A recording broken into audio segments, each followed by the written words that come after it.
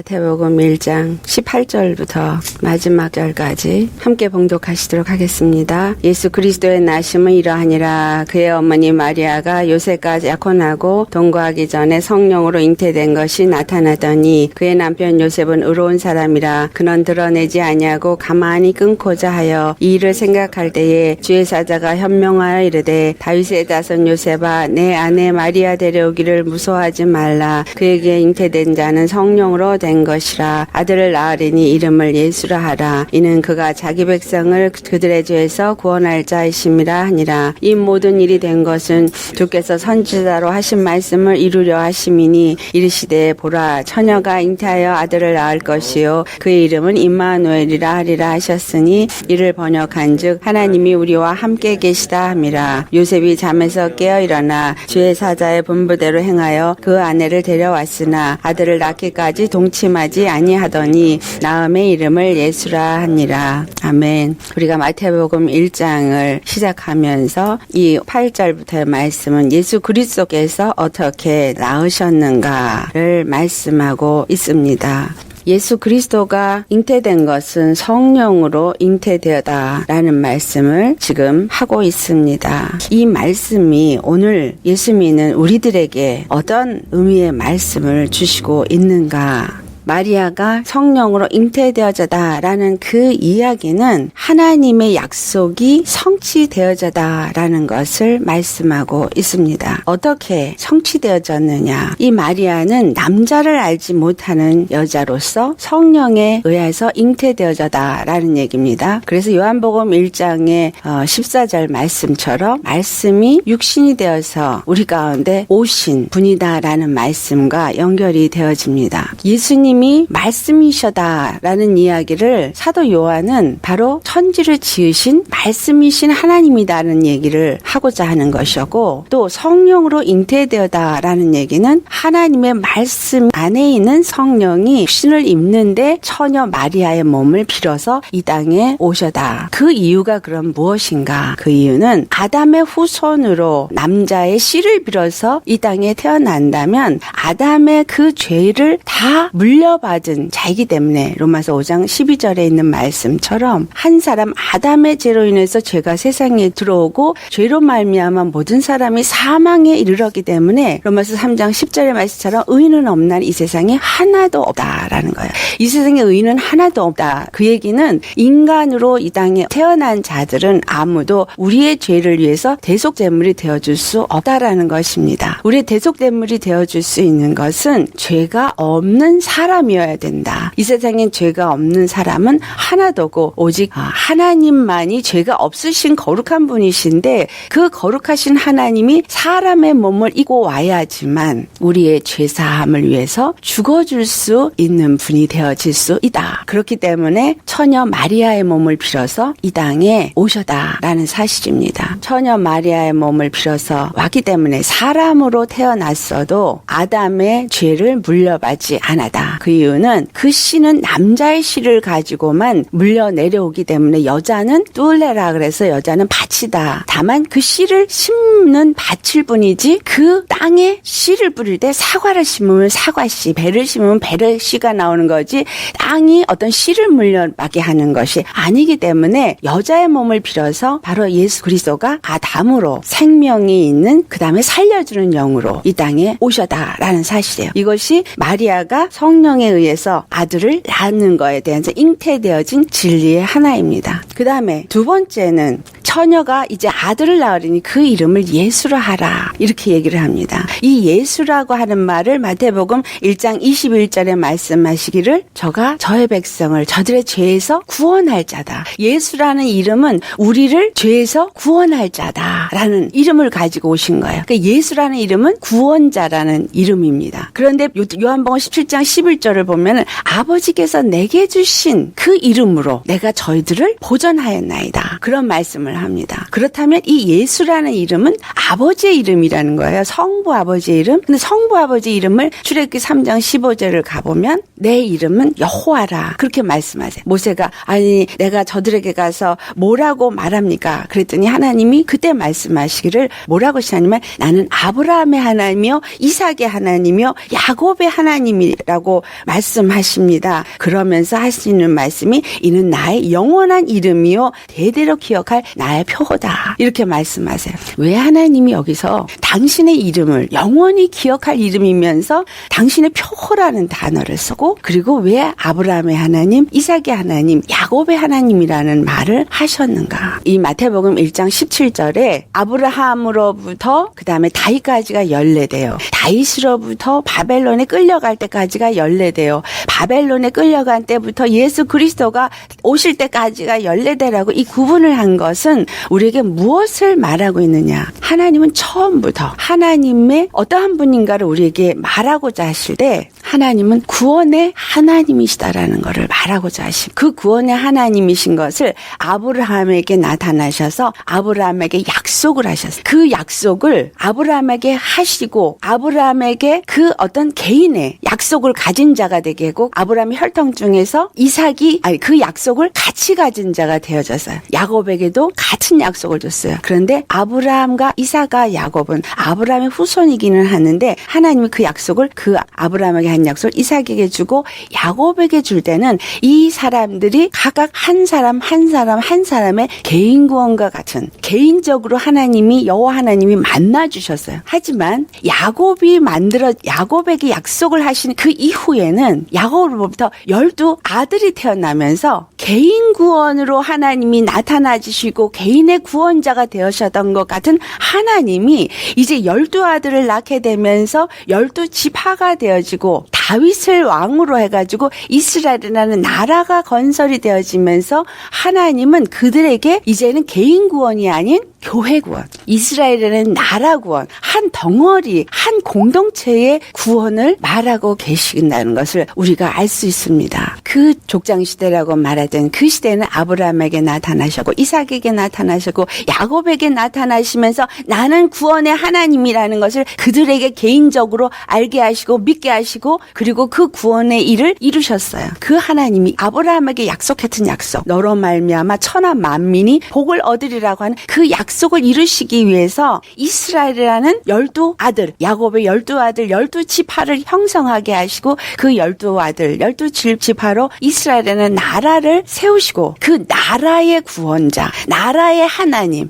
이스라엘이라는 나라의 하나님이라는 것을 나타내시기 시작하셨다라는 거예요. 그래서 그 약속하신 하나님이 드디어 약속대로 여자의 몸에서부터 나오게 되어진 것을 말하기 위해서 바벨론의 포로가 된 이후에서 14대를 지난 후에 예수 그리스도가 태어난 것은 하나님은 그 약속을 성취하시는 하나님이신데 인간 왕이 아닌 천하 만유의 왕으로 자정하실 왕으로 오실 예수 그리스도가 개인의 구원을 말하시는 분이시지만 전체 구원을 이루시고 전체 만유의 통치자로서 만유의 구원자로서 세워지기 위해서 이 땅에 오신 분이 바로 예수 그리스도시오. 바로 그 예수 그리스도를 통해서 하나님이 그 뜻을 성취하시다라는 것을 바로 이곳에서 보여주신 것입니다. 그래서 아들을 낳으리니 그 이름을 예수라 하라. 한 얘기는 여호와라는 이름, 바로 구원의 하나님이라는 그 이름을 표라고 했고 영원히 기억할 이름이라 그랬는데 그 이름을 가지신 분이 예수라는 이름으로 여호와 히브리 말로 저호바, 호세야 하지만 헬라 말로 예수라는 이름이지 그 안의 의미는 같은 의미였다라는 사실이에요. 그래서 예수 아버지의 이름은 바로 그 여호와 영원히 기억될 표호의 이름을 가지고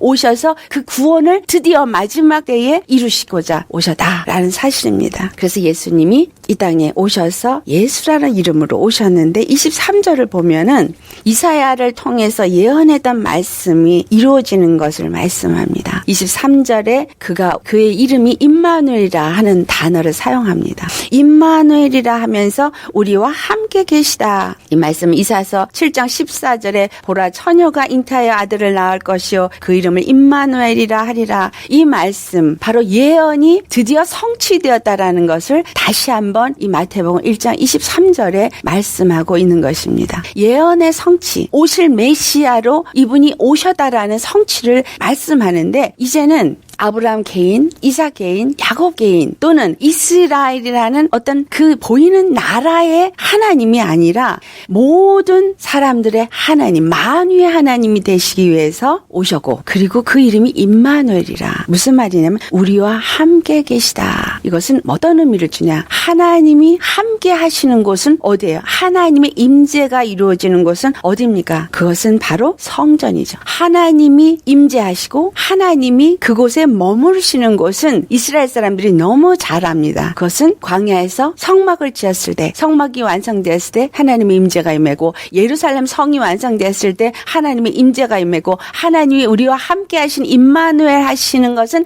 바로 성전이라는 것을 압니다. 곧 예수님이 이 땅에 오셔서 우리와 함께 하신다는 이 말은 예수 그리스도로부터 시작해서 하나님의 성전인 하나님의 나라, 참 예루살렘 성전이 이루어지게 된다라는 것을 말씀하고 있는 것입니다. 그것을 무엇으로 보여주냐면 마리아의 잉태를 통해서 보여주는 것입니다. 자, 그렇다면 마리아의 잉태를 통해서 보여주는 것이 무엇이냐? 우리가 그것을 함께 보도록 하겠습니다. 마리아는 어떤 자였습니까? 마리아는 처녀의 몸이었고, 그리고 그는 믿음의 딸로서 정결하고 순결한 처녀였다는 사실이에요. 그곳에 성령이 임하셨다. 이것은 우리에게 무엇을 가르쳐 주냐면 정결하고 성결한 10년 가운데 성령이 임하시게 될 것을 말합니다. 자, 성령이 어디에게 임하셨어요? 사도행전 1장 8절에 성령이 마가 다락방에 12 사도들에게 임하고 그곳에서 함께 기도했던 120 문도에게 임하였다라는 것을 우리가 잘 압니다. 그와 같이 오늘날 우리가 예수님을 믿고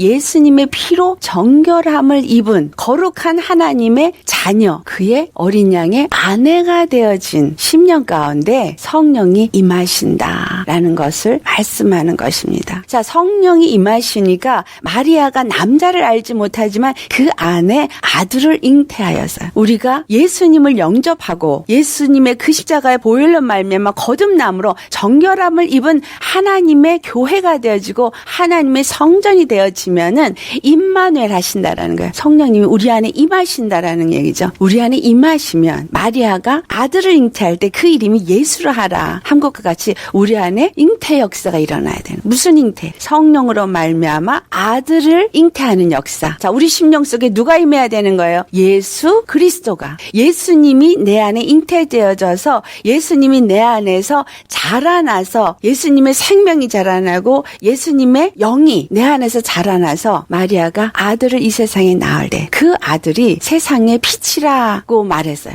그런데 세상이 빛이 되어지는 예수 그리스도를 낳아서 흑암 가운데 빛을 나타내어준 것을 요한복음 1장에 말하기를 어두움 가운데 참 빛이 임하였는데 그 빛은 사람들의 생명의 빛이라라고 말을 합니다. 오늘날 우리의 교회가 되어지고 임마누엘 하나님이 우리 가운데 임하신 하나님의 성령의 사람이 되었다면 우리는 반드시 예수 그리스도를 낳는 자가 되어야 한다라는 것을 말씀하는 것입니다. 예수 그리스도를 우리가 잉태를 했다면 그 예수 그리스도가 반드시 우리에게서부터 나타나야 되는데 예수님을 낳는 것은 바로 생명의 열매, 빛의 열매를 낳아지는 거고 구원의 역사가 일어나야 된다라는 것을 말씀하는 것이죠.